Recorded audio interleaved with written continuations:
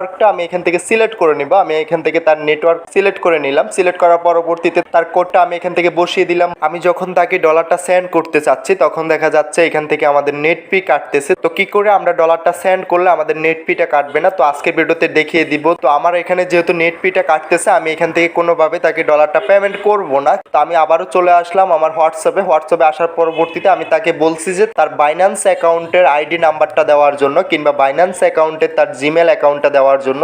তো সে আমাকে বাইন্যান্স অ্যাকাউন্টের আইডি নাম্বারটা দিয়ে দিয়েছে। তো আমি এখান থেকে বাইন্যান্স অ্যাকাউন্টে চলে আসবো, তার আইডি নাম্বারটা কপি করে বাইন্যান্স অ্যাকাউন্টের আইডি নাম্বারটা কপি করে নিয়ে আসছি। তো এখান থেকে আমি দেখিয়ে দিচ্ছি আপনি আপনার বাইন্যান্স অ্যাকাউন্টের আইডি নাম্বারটা কোথায় পাবেন। তো এখান থেকে আমাদের প্রোফাইলে চলে আসতে হবে। আমি এখান থেকে প্রোফাইলটা ওপেন করে নিলাম। প্রোফাইলটা ওপেন করার পরবর্তীতে এখান থেকে আমাদের অ্যাকাউন্টে চলে আসতে হবে। অ্যাকাউন্টে চলে আসার পরবর্তীতে উপরে দেখবেন আপনার আইডি নাম্বার, আপনার বাইন্যান্স অ্যাকাউন্টের আইডি নাম্বার এবং কি আপনার জিমেলটা শো করতেছে। তো আপনি যাকে ডলারটা পাঠাবেন তাকে বলবেন যে তার ওইখানে